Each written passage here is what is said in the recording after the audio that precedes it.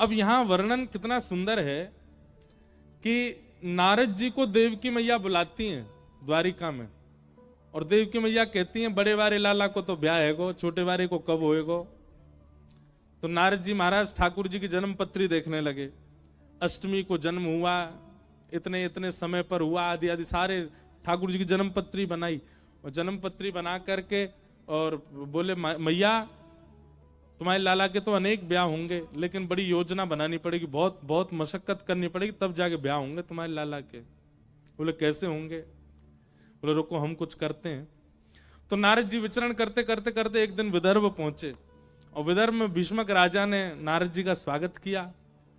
तो नारद जी जैसे ही पहुंचे तो राजा ने प्रणाम किया, उनकी पत्नी ने प्रणाम किया, बड़े पुत्र दूसरे तीसरे चौथे पांच सब पुत्रों ने प्रणाम किया।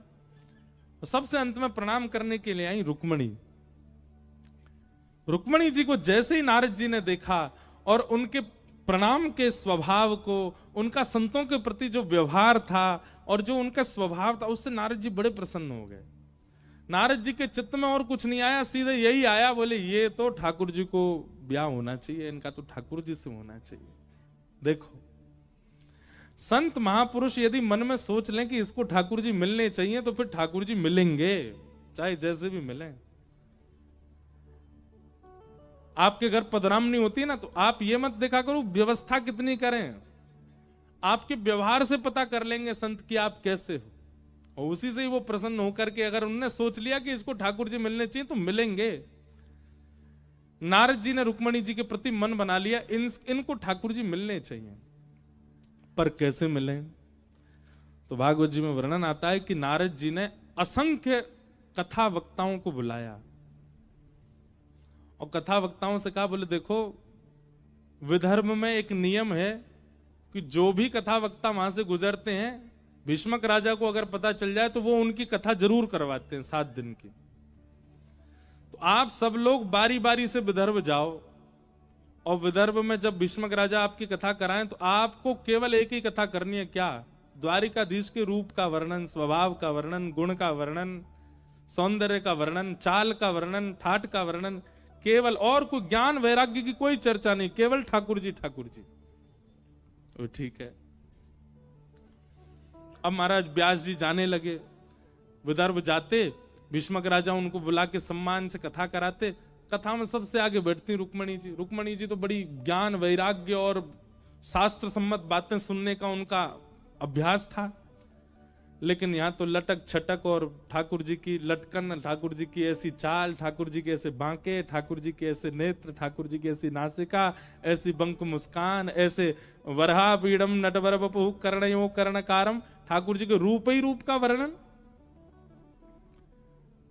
एक कथा रुक्मणी जी ने सुनी, बोले ठीक है अच्छी बात है रूप का इतना वर्णन, पर कुछ ज्यादा ही रूप रस का वर्णन किया गया, कोई बात नहीं, व्यास जी का शायद वैसा ही स्वभाव होगा।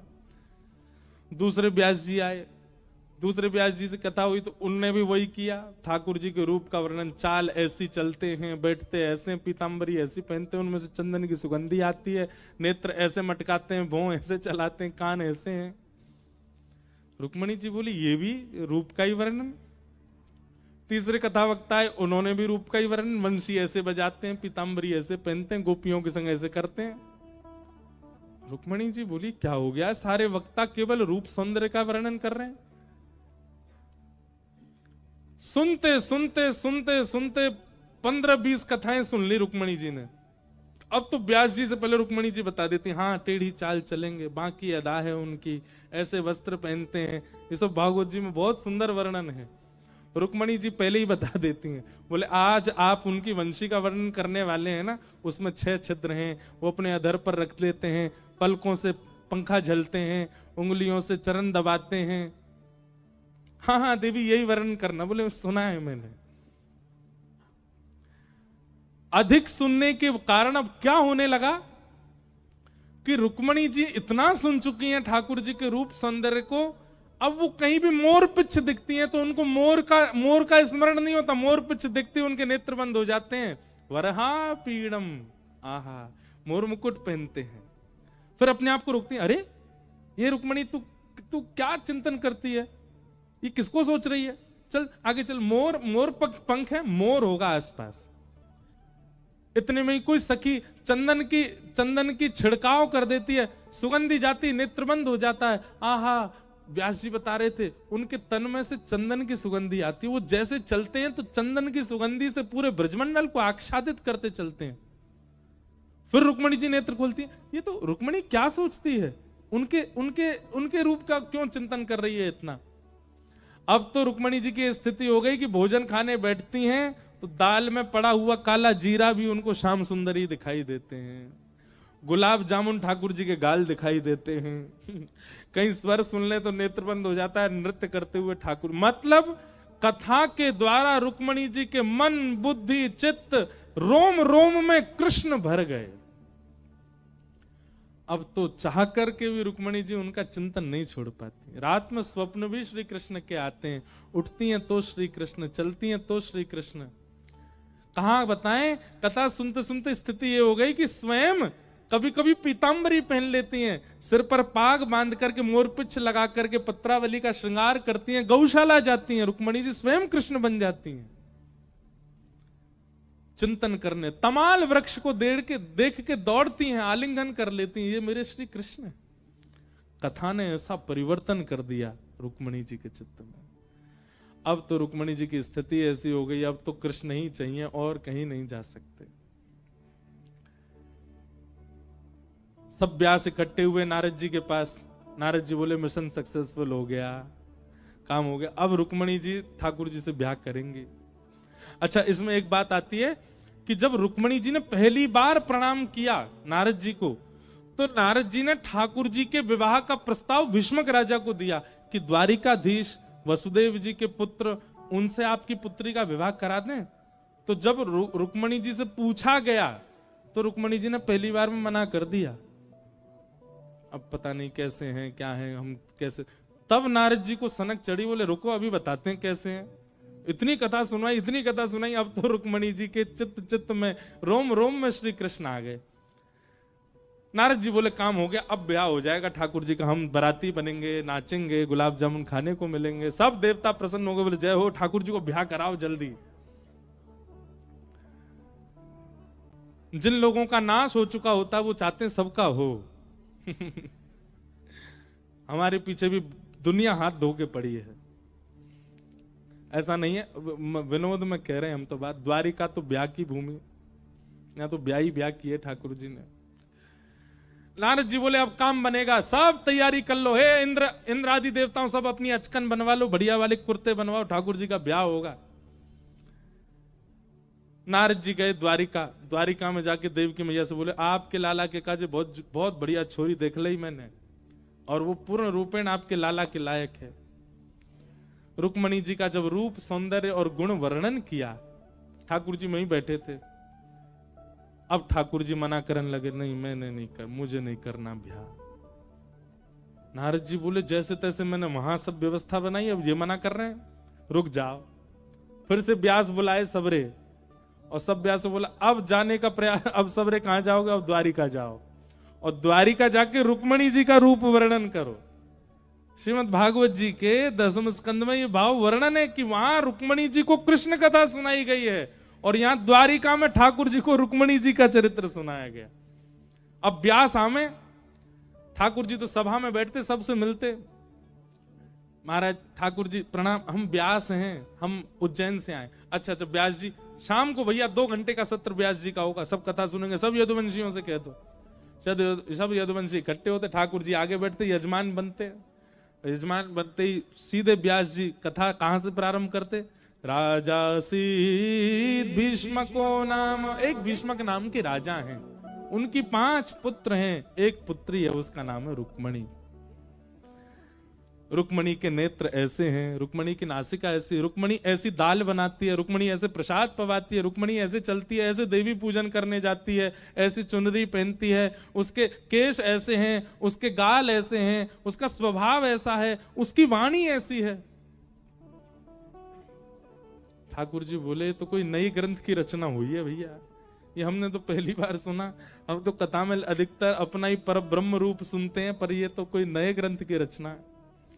एक कथा हो गई, बोले बहुत बढ़िया व्यास जी, बहुत बढ़िया कथा सुनी, अब अगली बार थोड़ी ब्रज लीला भी सुनाना। बोले जी।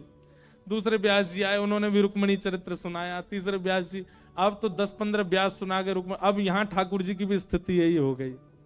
नेत्र बंद करते हैं तो उनको रुक्मणी जी दिखती हैं, चलते हैं तो रुक्मणी जी दिखती हैं, कहीं पर गुलाबी साड़ी दिख जाए तो उनको रुक्मणी जी दिखती हैं। द्वारिका में जिनकी नए नए ब्याह हुए हैं उनके रूप देखते हैं बहुओं के, तो ठाकुर जी अनुमान लगाते हैं इसके नेत्र तो थोड़े बड़े हैं। व्यास जी ने तो ऐसे बताए ना, कटाक्ष जैसे नेत्र हैं रुक्मणी के, उसकी नासिका ऐसी है। नारद जी बोले काम हो रहा है, यहाँ पर भी चल रहा है, अब चित्तवृत्ति में रुक्मणी बैठ गई है।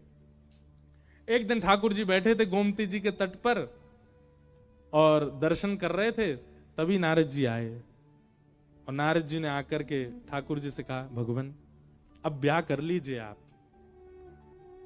ठाकुर जी नेत्र बंद करके बैठे थे। नारद जी बोले भीष्मक राजा की पुत्री का चिंतन कर रहे हैं। ठाकुर जी तुरंत, नहीं नहीं, किसने कहा मैं उनका चिंतन तो बिल्कुल नहीं कर रहा हूं। नारद जी बोले मुझे सब पता है, आप उन्हीं का चिंतन कर रहे हो ठाकुर जी, वो आपके बिल्कुल योग्य हैं, आप उन्हीं से ब्याह करो। ठाकुर जी बोले देखो मां के सामने हमको बोलने में बहुत शर्म आती, पर हमारा मन तो बहुत है कि उनसे ही हो जाए हमारा ब्याह। तुम ही कोई योजना बनाओ, अब योजना बना करके कोई ऐसी लीला करो कि माता पिता को इन्वॉल्व ना करना पड़े और हमारा ब्याह हो जाए। हमको बहुत संकोच होता है उनके सामने। नारद जी बोले आपने भी किसको व्यवस्था दी है, रुको अभी बनाता हूं। और ऐसी योजना बनाई नारद जी। नारद जी का तो काम ही है, नमक मिर्च नींबू तो संग ही लेके चलते हैं। क्या योजना बनाई? भगवान के जो साले साहब हैं रुक्मी, उनके चित्त में ठाकुर जी के प्रति पूर्ण रूपेण विरोध भाव प्रकट करवा दिया। और उसको यह पता चल गया कि रुक्मणी ठाकुर जी से ब्याह करना चाहती है, तो उसने जल्दीबाजी में अपने मित्र शिशुपाल से रुक्मणी जी की सगाई कर दी और रुक्मणी जी से कह दिया तैयारी रखना, मैं इन्हीं से तुम्हारा ब्याह कराऊंगा। रुक्मणी जी ने यह बात जाकर के अपनी भाभी से कही। उन्होंने कहा कि आप पत्र लिखो और ठाकुर जी को पत्र लिख करके अपने हृदय के भाव बता दो। यदि वो आपसे प्रेम करते होंगे तो आपको ले जाएंगे, और यदि उनके चित्त में कोई भावना नहीं होगी तो फिर इससे ही ब्याह करना पड़ेगा। रुक्मणी जी ने ठाकुर जी के लिए सुंदर पत्र लिखा और रुक्मणी जी ने पत्र लिख करके ठाकुर जी से कहा कि हमने आपको कभी देखा नहीं है, पर आपका गुण बहुत सुना है, और जिनका गुण इतना सुंदर है वो स्वयं कितने सुंदर होंगे। केशवा माधवा तुझा नामात रे गोडवा, तुझा नामात रे गोडवा। मराठी में गाते हैं कि जिनका नाम ही इतना सुंदर है, जिनका नाम ही इतना मधुर है, वो स्वयं कितने मधुर होंगे। रुक्मणी जी भी वही कह रही हैं, जिनका गुणानुवाद इतना सुंदर है वो स्वयं कितने सुंदर होंगे। इसलिए नाथ मैंने आपको देखा नहीं, मैंने केवल आपको सुना है और सुन करके आपको अपना पति रूप मान लिया है। आप कृपा करके मुझे स्वीकार कर। रुक्मणी जी ने पत्र में कई सारे बातें लिखी, कई भाव लिखे, संकेत कर दिया कि मैं लक्ष्मी हूं, आप नारायण हो, मेरा वर्ण कीजिए। और टाइम ड्यूरेशन भी दे दिया, क्या परसों ही आइए ब्याह करने के लिए, इससे अधिक समय नहीं है मेरे पास में। अगर आप परसों तक नहीं आए तो मेरा ब्याह कहीं और मेरे भैया करा देंगे। और एक ब्राह्मण के हाथों पत्र भिजवा दिया द्वारिका। सुदेव ब्राह्मण, आज भी कहते हैं पंढरपुर में रुक्मणी जी की जो सेवा है ना, पंढरपुर अगर आप जाएंगे तो वहां पर रुक्मणी जी की जो सेवा है वो सुदेव ब्राह्मण के ही वंशज करते हैं आज भी, ऐसा भाव है। क्यों? जब रुक्मणी जी के पत्र का कार्य उन्होंने करवा दिया तो रुक्मणी जी ने उनसे कहा कि आपकी वजह से हमारा ब्याह हो रहा है, मांगिए क्या चाहिए। तो उन्होंने यही कहा, बोले पूरी दुनिया आपके ठाकुर जी की सेवा में रहेगी, पर आपकी सेवा का अधिकार हमारे वंश को प्राप्त हो। तो आज भी रुक्मणी जी की पंढरपुर में सेवा सुदेव ब्राह्मण के वंशज ही करते हैं। तो ब्राह्मण के हाथों पत्र भिजवाया द्वारिका। बेचारा वो विदर्भ से चल करके जैसे तैसे यहां पहुंचे, 2 दिन तो इसी में ही निकल गए। ठाकुर जी ने पत्र देखा और पत्र देख के ब्राह्मण जी का पढ़ के सुनाइए क्या लिखा है। ब्राह्मण ने जैसे पत्र लिखा, ऐसा कहते हैं कि प्रथम श्लोक सुनते ही, पहला श्लोक सुनते ही ठाकुर जी खड़े हो गए और खड़े होकर के बोले चलिए। ब्राह्मण बोले अभी 6 श्लोक और हैं, सुन लीजिए। ठाकुर जी बोले पहले श्लोक में ही पता चल रहा है कि जो जिनका ये पत्र है वो कैसी हैं। अब यहां 2 बातें आती हैं। एक श्लोक में ठाकुर जी राजी हो गए, इसका मतलब क्या है? ये ठाकुर जी पहले से कथा सुन सुन के जान चुके हैं ना रुक्मणी कौन है। इसलिए जैसे ही रुक्मणी जी का पत्र आया तो ठाकुर जी मन तो पहले ही बना चुके थे, पर फॉर्मेलिटी कर रहे थे पढ़ के सुना दो, क्योंकि उत्सुक तो ब्याह के लिए जब से चरित्र सुने तब से ही है। दूसरी भाव ऐसा कहते हैं हमारे आध्यात्म जगत में कि ठाकुर जी जिस गुण को देखते हैं वो गुण पहले श्लोक में ही लिखा है। क्या? श्रुत्वा गुणान भुवन सुंदर्शन वतामते। रुक्मणी जी कह रही हैं कि उन्होंने कथा सुनी है। इसका मतलब क्या है? नवदा भक्ति में प्रथम भक्ति क्या है? श्रवणम। और रुक्मणी जी श्रवण भक्ति में निपुण हैं। और एक बात निश्चित मानिए, जिस व्यक्ति के अंदर श्रवण भक्ति है, जो ठाकुर जी की कथा सुनने में रुचि रखता है, उसके अंदर सारी भक्ति अपने आप आती चली जाएंगी।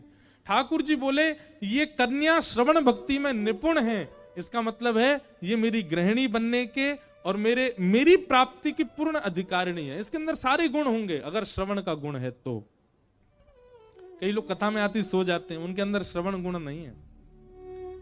प्रसाद पाने में रुचि है, श्रृंगार में बहुत रुचि है, परिक्रमा में रुचि है, तीर्थ यात्रा में रुचि है, पर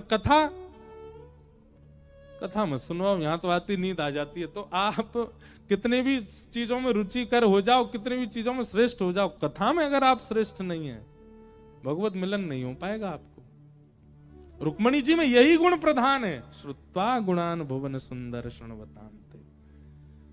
सोचो, श्रवण भक्ति का गुण यदि है तो ठाकुर जी पत्नी बनाने को राजी हो जाते, हमें भक्ति बना ले। ठाकुर जी ने तुरंत ब्राह्मण बोला एक बार पूछ तो लीजिए देखने में कैसी है चाल। ठाकुर जी बोले सब बढ़िया होगा अगर श्रवण भक्ति है तो, और कुछ देखना ही नहीं हमें, चलो। और ठाकुर जी बिठा करके ब्राह्मण को रथ पे, भगवान बोले पत्र में देख के बताना अवधि क्या दी है, कब लेके आना उनको। बोले यहाँ तो परसों लिखा, परसों तो आज ही है। ठाकुर जी बोले रुको, बोला होगा, वैसे होगी तो व्यवस्था नहीं रथ में। ठाकुर जी ने बोला होगा बेल्ट वेल्ट बांध लो अपनी, अब हम दौड़ाएंगे रथ को।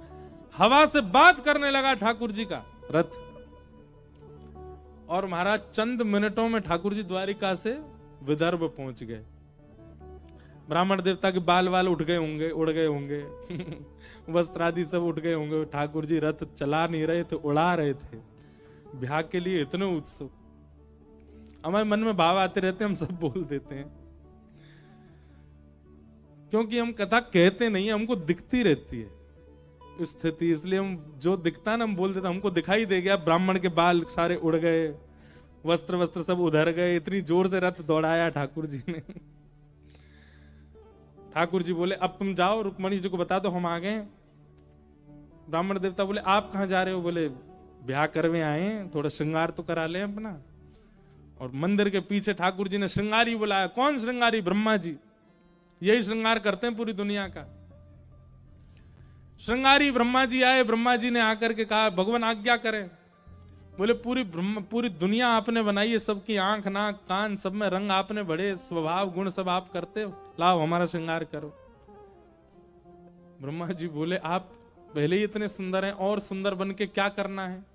ठाकुर जी बोले देखो ये ब्याह है, हम यहाँ सुदर्शन चक्र गदा चलाने के बिल्कुल मूड में नहीं है, और रुक्मणी जी के हरण करने के लिए कई सैनिकों से हमको युद्ध करना पड़ेगा, और युद्ध में सुदर्शन चक्र और गदा चलानी पड़ेगी। ब्याह में सुदर्शन चक्र हमको चलाना नहीं है, इसलिए आप तो रूप ही इतना सुंदर बना दो हमारा कि रूप देखते ही सब घायल हो जाएं और हम रुक्मणी जी को लेके विदा हों। तो वैसे तो ठाकुर जी का कोई श्रृंगार कर नहीं सकता, पर ब्रह्मा जी को सुख देने के लिए ठाकुर जी ने ब्रह्मा जी से श्रृंगार करवाया। इतने सुंदर बन गए ठाकुर जी। हाँ, मस्तक पर मलिया गिर चंदन, केसर तिलक लगाया, बहुत सुंदर बन गए ठाकुर जी। और जैसे ही महाराज रुक्मणी जी यहां देवी पूजन के लिए आई हैं। ठाकुर जी जैसे ही पहुंचे सभा में, रुक्मणी जी पूजा कर रही थी देवी की। पूजन करने के बाद जैसे ही पीछे मुड़ करके देखा, द्वार पर ठाकुर जी खड़े हैं। ठाकुर जी को देखते ही और तो क्या मूर्छित, पहली मूर्छा तो रुक्मणी जी को ही आई। इतने सुंदर ठाकुर जी, ऐसा रूप, एक तो वैसे ही सुंदर, ऊपर से श्रृंगार करके और आ गए। इतने मधुर लगने लगे श्री ठाकुर जी। ठाकुर जी की चाल देख करके सैनिक मोहित होने लगे। कोई मुकुट पर मोहित हो गया, कोई नेत्रों, जो रक्षा के लिए आए थे रुक्मणी जी की, सब ठाकुर जी पे मोहित हो गए। भरी सभा में भरे सैनिकों के बीच से द्वारिकाधीश ने रुक्मणी जी को गोद में उठाया और लेकर के अपने रथ की ओर जाने लगे। कोई सैनिक रोकने की हिम्मत भी नहीं कर पाया, रूप ही इतना सुंदर। भीष्म पितामह अपनी भीष्म स्तुति में कहते हैं, बोले जिनको इनसे बड़ा योद्धा मैंने नहीं देखा। क्यों? युद्ध करने के लिए आयुधों की जरूरत नहीं है, केवल अपनी मुस्कान से ही महाराज वार करते हुए जाते हैं। एक पद में कभी कभी गाता हूं कथा में,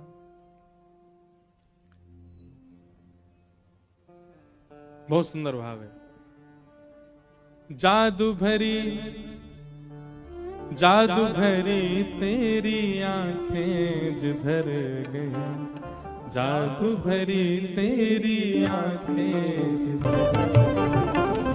महाराज श्रृंगार ठाकुर जी ने रुक्मणी जी के लिए नहीं किया है, सैनिकों के लिए किया था। सैनिकों की हालत ऐसी हो गई, सबरी गोपी से हो गए, हाथ में अस्त्र शस्त्र लगे हैं, लेकिन आहा, अरे भैया पलक मत झपकाओ, देखो तो सही कितना सुंदर, यहाँ के नेत्र कितने सुंदर है। बोले नेत्र कहा, नाक देख, नाक कितनी सुंदर है। बोले दूसरा बोला, अरे तूने अधर ना देखे होंगे।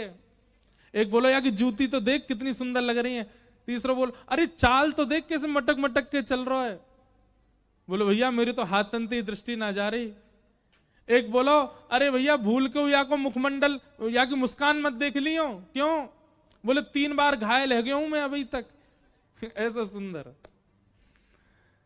सब देखते रह गए। ठाकुर जी रुक्मणी जी का हरण करके ले गए। थोड़ी देर बाद सब सैनिक बोले, भैया ये जो भी हो, या को पता करो, या को तो फिर देखे हुए जाएंगे, बहुत सुंदर हो। एक सैनिक बोला, वो सब ठीक है, रुक्मणी जी कहां गई? भीतर जाके देखे तो रुक्मणी जी है ही नहीं।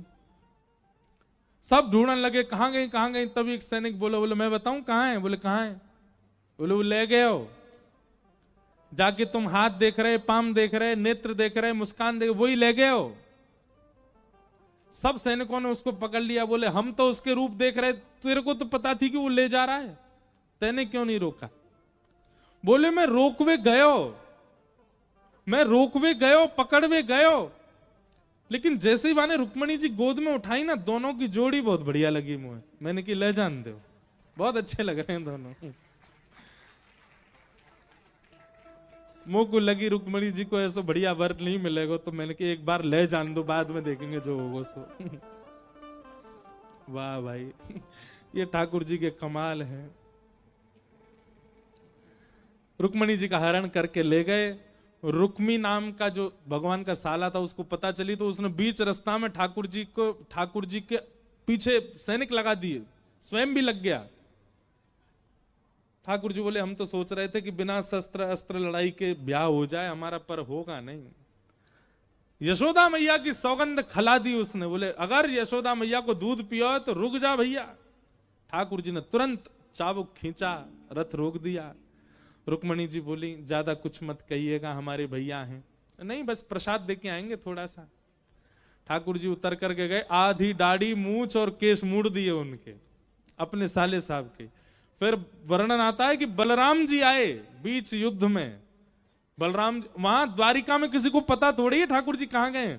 जब सुबह देखा कि ठाकुर जी हैं नहीं, तब जांच पड़ताल की गई, देखा गया घुड़साल से घोड़े भी चले गए, रथ भी चला गया, कहां गए ठाकुर जी।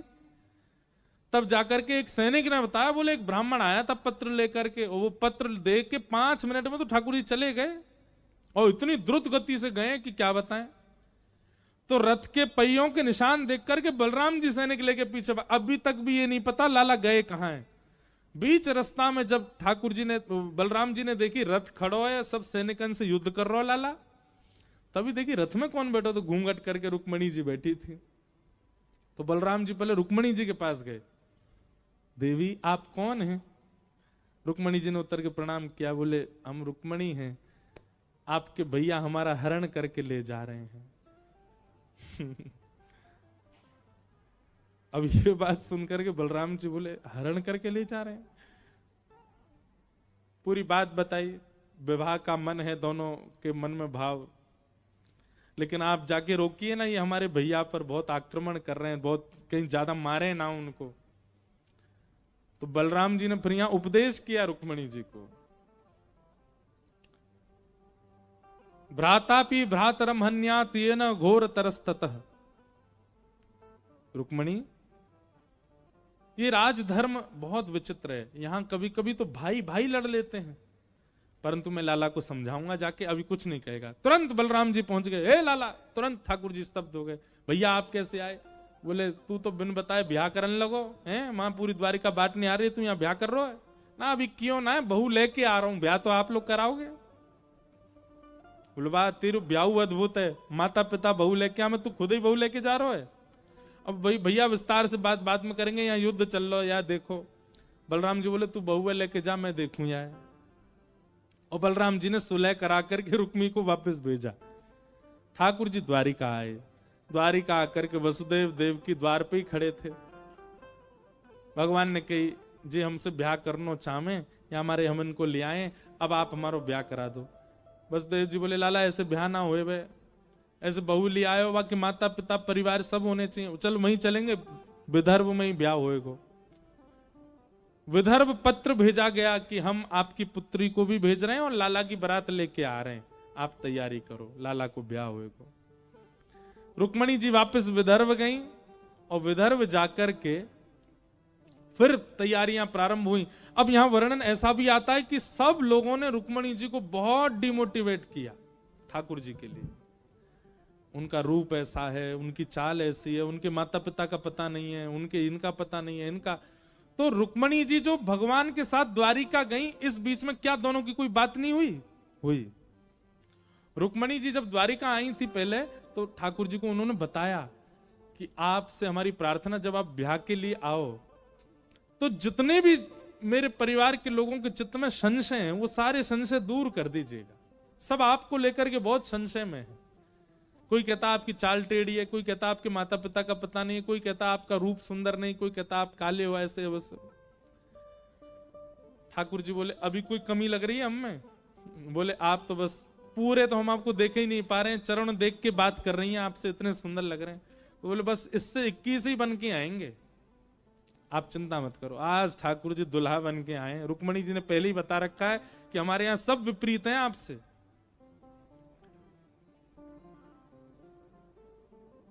जैसे ही आए, अब सब केवल रिवाज निभा रहे हैं, किसी को भी पसंद नहीं था ये ब्याह।